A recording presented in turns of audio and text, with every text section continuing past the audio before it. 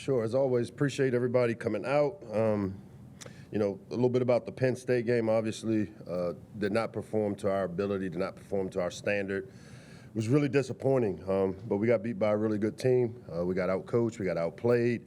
And as I told our team yesterday, we didn't even watch the tape. Of the 4 losses we've had, this one is one that is not even worth watching the tape because we came nowhere close to the standard that we have come to expect for our program. And that game showed us that we're not there yet. As I look at that game and as we watched it as a staff, obviously, to make the corrections, we're still our own worst enemy in terms of, Terps versus Terps. You can't lose the turnover battle 4-0, the explosive play battle, and expect to win, and that's not what we've done. And so what we've got to do is obviously, starting with me and the staff, is, instead of looking in terms of what the problem is, we know what the problems are. We've got to protect the football. We've got to execute. We've got to tackle. We've got to play to the standard. But we focused on trying to be solution-based, as I've always tried to do with any part of our program. And, I've challenged everyone from the coaches, players, and staff. When you start looking to figure out kind of what the problem is, ask what can I do to be part of the solution, and that's the approach we'll take. It's a way to do it. 3 of the 4 losses, we've been right where we wanted to be and just didn't close it. This one, we never got started, and so credit to Penn State and their staff and the job they've done. I challenge each person, like I said, to look within themselves first and foremost and ask the question, what can I do better? And for me as the head coach and for me as the leader, that's always where I start. That's always be who I am in terms of how I lead, is what can I do first and foremost to get us back on track. And we're not as far away as maybe some people may think. Again, the people in that building continue to show up each week.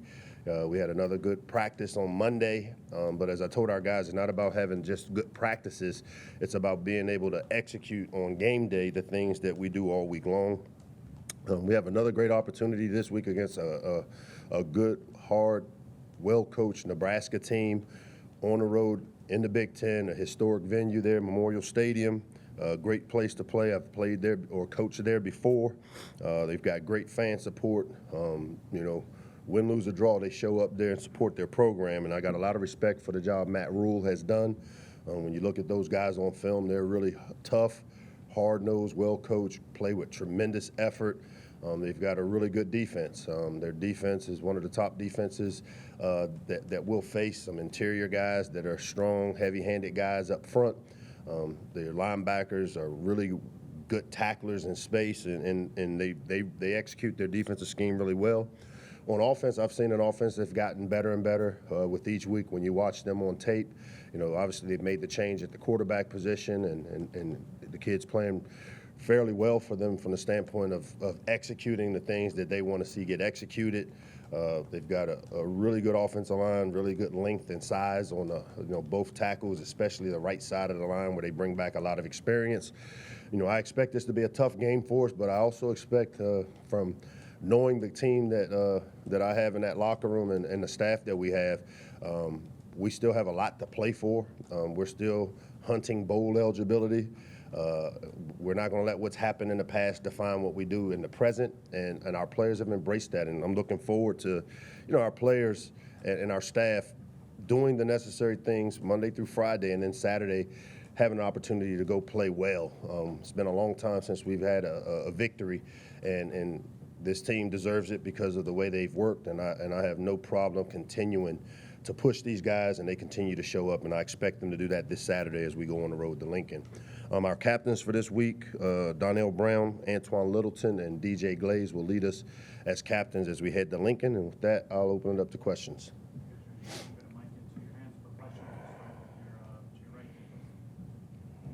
Good afternoon, Mike. Dave, what's up? Not much. Nebraska leads the Big Ten in stopping the run. If you could expand on what makes them so special defensively, and then conversely, running has been an issue for you guys from time to time this season. What's been slipping through the cracks?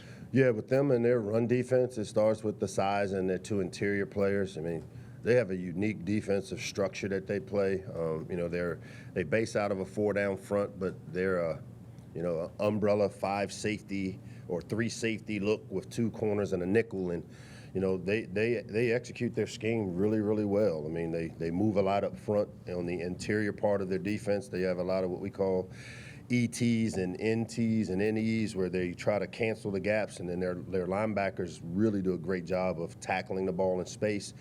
Their safety number 2 is kind of the guy that makes the defense go, and he's a deep third, deep middle field player, but they also involve him quite a bit in the run game. And so, when you look at the way they play run defense, it starts with the amount of numbers they get in the box and to the ball. Our inability to run the ball just comes with our inability to execute, and we've struggled with the interior part of our run game. When you try to run zone schemes and gap schemes, which are the 2 primary things we like to run, we've got to be able to be stout or more stout in the interior part, where we don't allow penetration. We don't allow guys to get knocked back on us, which doesn't allow our backs to start and get momentum coming downhill. We're going to work real hard this week to figure out how the best way is for us to run the football. And there's no doubt, as you prepare and play in the Big Ten, the ability to run the ball, especially this time of the year, is really important. So we're working hard to get the run game corrected and figure out what are the best runs and the best way for us to run the ball based on what we're doing on our offensive line and based on what our backs can get executed. And this team was once 5-0. How do you get these kids, 18 to 22-year-old kids? How do you get them back in that mindset, believing again? I know it's easy to say you got to believe, but as a coach, how do you do that? You know what? It's with open, honest communication. It's one thing to be positive and put a smile on your face and show up and say, hey, it's going to eventually turn and be okay.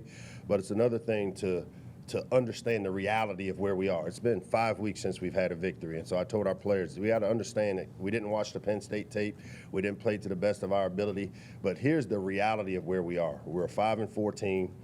We have an opportunity to be bowl eligible 3 years in a row still. We have, the last quarter of our season or the last third of our season starts with this game, so it's almost like a fresh start. And it's about how you finish, which is one of the paramounts or pillars of our program, is starting fast and finishing strong. And so, this is like a fresh start for us. The best part about being the coach of this team is, and I said this to them yesterday after practice, there hasn't been one day I've shown up, and I've been a part of some teams here where we've had losing streaks longer than 4 weeks. And you can tell by the energy on the field that it's going to be a long, long day or a long, long week. This team is not that team. They are built for the adversity. They're built for the turbulence that we're facing. I can tell you that we're facing it together. We know that the only people that believe in us right now is us. And as long as they continue to show up with the right mindset as a coach and as a leader, I'm going to continue to coach the crap out of them, push them, and we still have a lot of things, good things to play for. And I think they see that and they believe it. Mike, as far as turnovers and explosives, what can you do in practice maybe to kind of target those areas and get them fixed? The turnovers are the ones that, we do ball security drills every single day. If you look at the way the game went Saturday, we had one critical turnover that happened in the course of the game. And, as the game got out of hand, obviously everything kind of snowballed downhill with the 3 late turnovers. And, unfortunately for us, we have very little margin for error. And, you go back and look at the Ty Felton fumble coming off of a big run, and it was extra yardage. That's a play that, obviously I'm a little disappointed because, I thought that, the whistle had been blown to blow the play dead. And, for whatever reason, it is what it is. And those are the types of plays where, again, he was protecting the ball. He had a vice tackle. We worked the vice tackle drill. You just got to put the offhand. So it's a point of emphasis every week. Trying to get turnovers on defense, it's just, again, we've got to continue to, in practice, go after the football. We didn't have very many opportunities Saturday where I thought that we were getting after the football. And the explosives, we've got explosive players. What we've got to do is obviously most of our explosiveness comes from the perimeter players. We've got to be able to protect a little bit, but also a guy's got to make a play, make a guy miss, and we've got explosive players still. I mean, we're still the same team in terms of the types of players, but what we've got to do now is generate them, and we've got to put them in the best position as coaches with how we call it.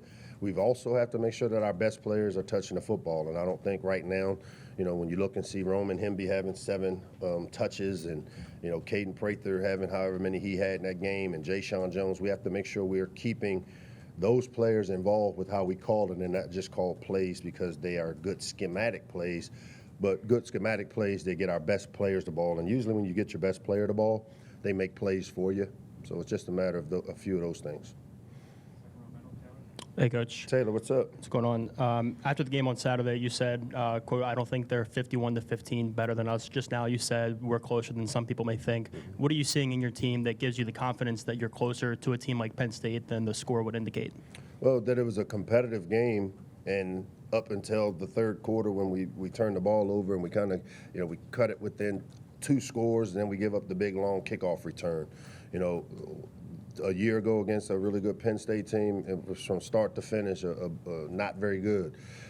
We're playing spurts of good football. You think of the 3 quarters against Ohio State. You think of the last half against Illinois. You think of the last half against Northwestern. Both those games we ran out of time at the end. This was the one game that we've played all season where, I just didn't think that we competed. A lot of times it's Terps versus Terps, but again, you got to give Penn State credit. They're a good football team. So that, going off that 36-point margin of defeat is pretty close to the average margin of defeat for you guys against those top teams over the last few years. If it's a matter of not playing up to your potential and your standard, like you said, what's it going to take to get over that and start doing that against the teams that you haven't been able to? It starts with the work you put in during the week, and as I told our team, everybody has to do a little bit better, just a little bit better. A little bit better at how we focus to prepare, a little bit better in how we're recovering to get our bodies right to play and play at our best on Saturday. As a coach, putting a little more time into making sure that the plan that we put together, our players know, because it ain't what we know, it's what they know. So just everybody doing a little bit of their job a little bit better. That's what it's going to take. And then on Saturday, we saw Kevin Sumlin back on the field pregame. Is he back with the team? And He's back with the team. The full role he was in before? He's back with the team, yep. Good afternoon, Coach. What's up, David? Good afternoon. Nebraska, they're rushing the ball a lot, 44 average runs in the last 4 games, over 150 yards.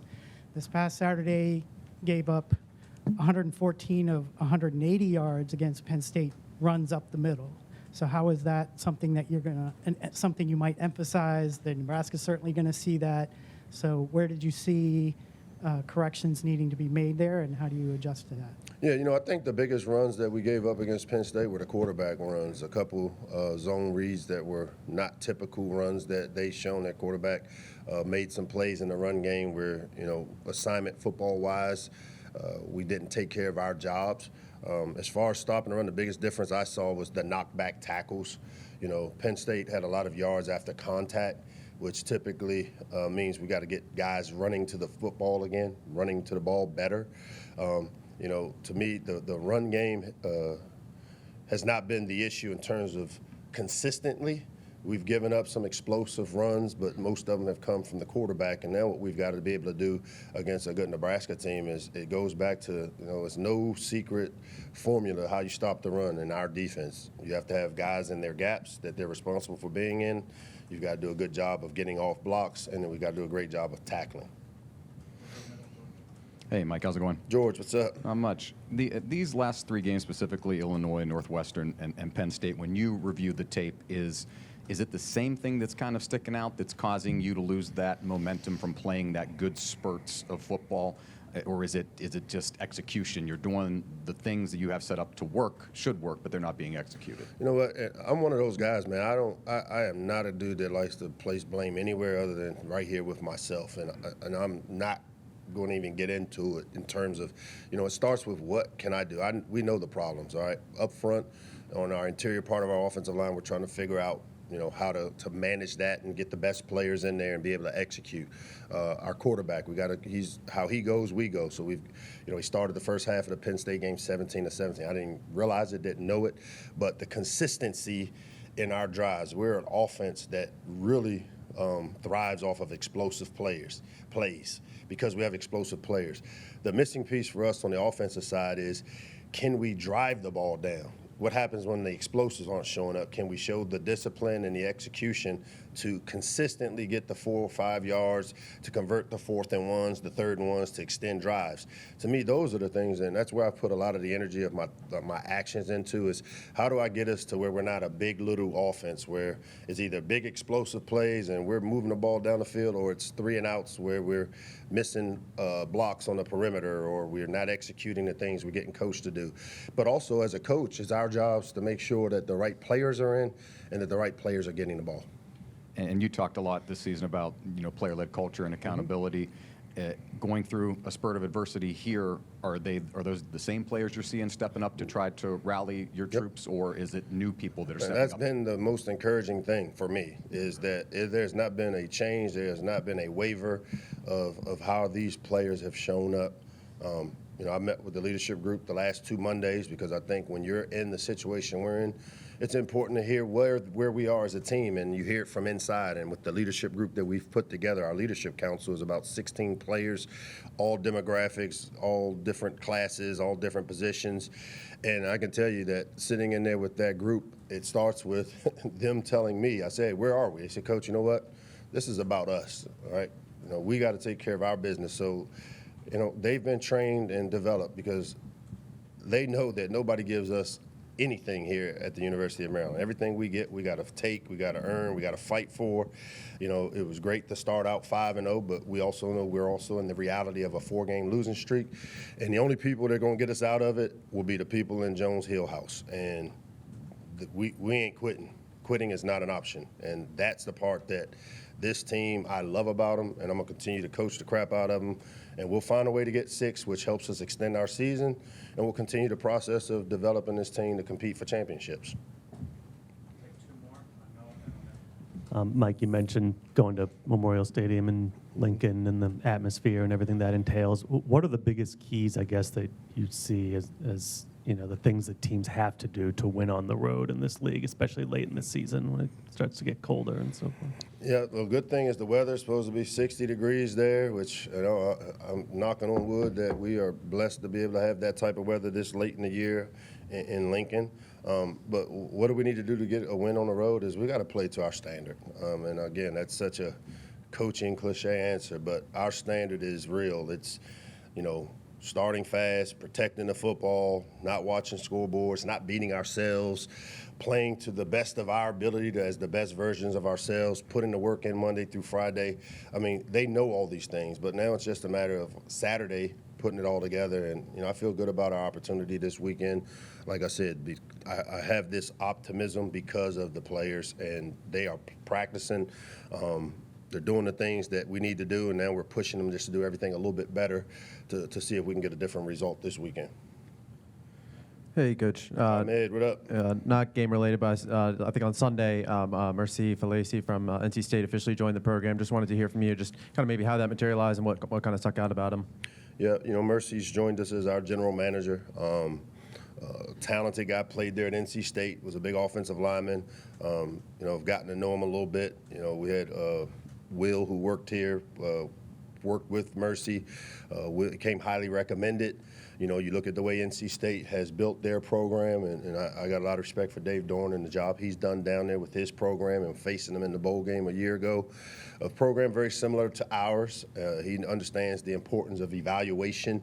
I think that's one of the best things we've done as a staff is our evaluation process of who we bring in here, and he'll add tremendous value to that, with the experience he's had running the NC State recruiting office and their program. He wanted to be here. This was a program that he looked at as the type of place he wants to be, and we're excited to have him. Appreciate you guys.